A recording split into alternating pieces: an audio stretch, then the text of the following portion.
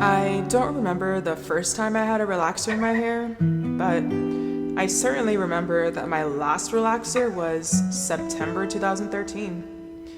I was supposed to have my next mandatory relaxer October 2013, but I didn't. I say mandatory because it seemed like a requirement.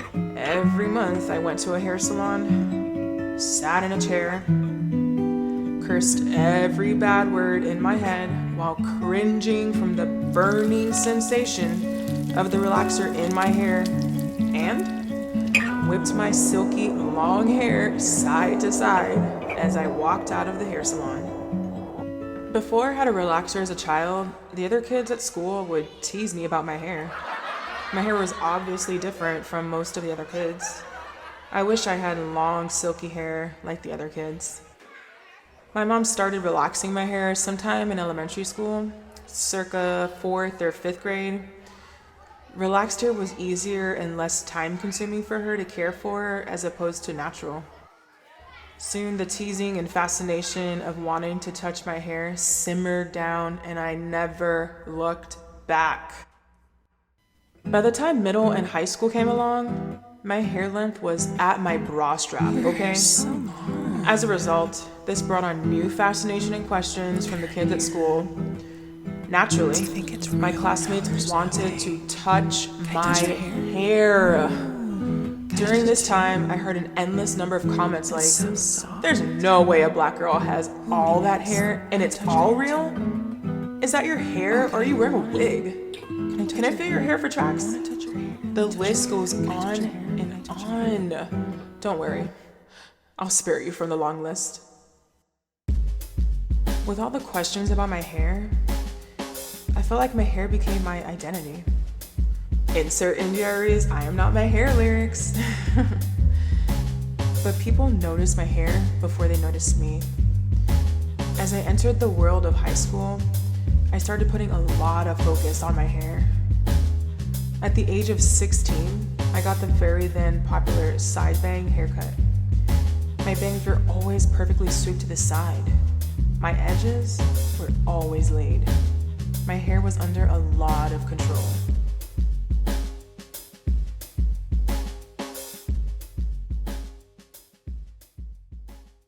By the time I was in college, I mastered the use of a flat iron, okay? I styled my hair from bone straight to bouncy curls. Eventually, my hair got tired of it and began breaking off at the ends. As a result, I had to cut my hair. My length went from my bra strap to kissing my shoulders. This helped to get rid of all the split ends and start fresh. Even though I was attached to my long hair, it was pretty freeing. The cut was surprisingly easier than I thought it would be.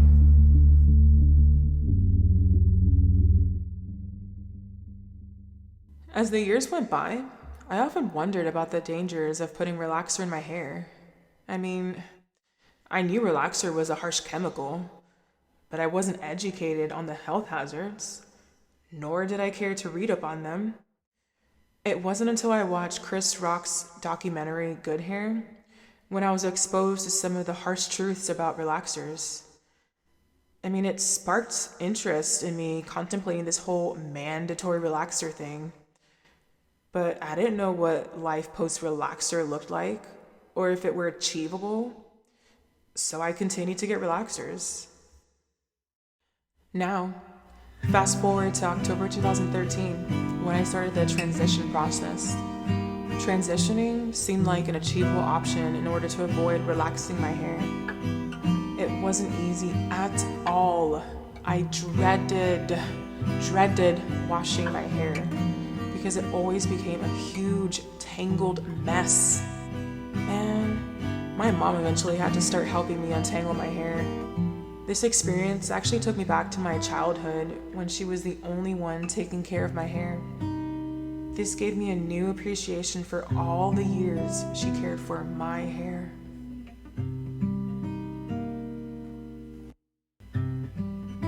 During this transition, I wore my hair straight while I was growing out my hair and trimming off the straight ends. Once all the straight ends were trimmed off, I tried wearing my hair natural once every few months. I only used hair conditioner as my styling product because there was an overwhelming amount of information and products that bloggers were using, and I did not know where to begin. I eventually dove into the rabbit hole of endless natural hairstyling products that did not work. I decided to stick with wearing my hair straight until further notice. In May 2017, I finally went to a hair salon that specializes in natural and curly hair. I was introduced to the right products that actually worked well with my hair and learned how to style and care for my hair. But unfortunately, after a few months of wearing my hair natural, I went back to straightening my hair because it became too time-consuming and very tiring. Two other major reasons was because I started using a very popular hair gel that started giving me massive headaches and began shredding my curls. Man, I was devastated. I thought going natural meant no more harsh chemicals. I missed wearing my hair curly. I wondered, what was I going to do with my bra strap length damaged hair?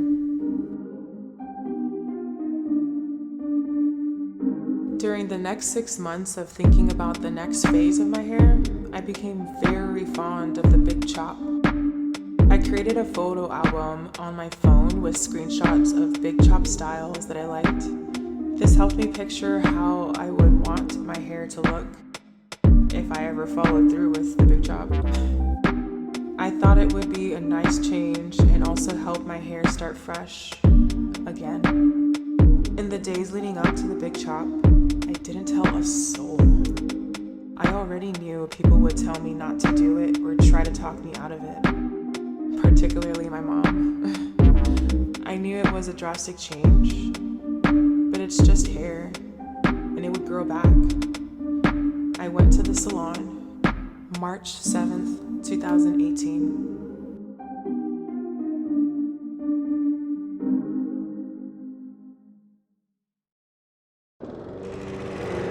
The vibration of the hair clippers running through my hair and onto my scalp was something I never thought I would experience. The humming of the clippers is what started to make me nervous. It was loud like a mini lawnmower, changing the landscape of the opening. I started freaking out internally and came to the reality of what I was doing. There was no going back. My head started to feel lighter and lighter as sections of hair began to fall to the ground. The long hair I was holding onto was now gone. I looked in the mirror and saw only my face. Now, when people ask a bountiful amount of questions about my hair, I'm more than happy to answer their questions. I give as much advice as I can offer now that I have short hair, because oftentimes, those who I run into who want to do the big chop or transition don't know where to start or fear the unknown like I did.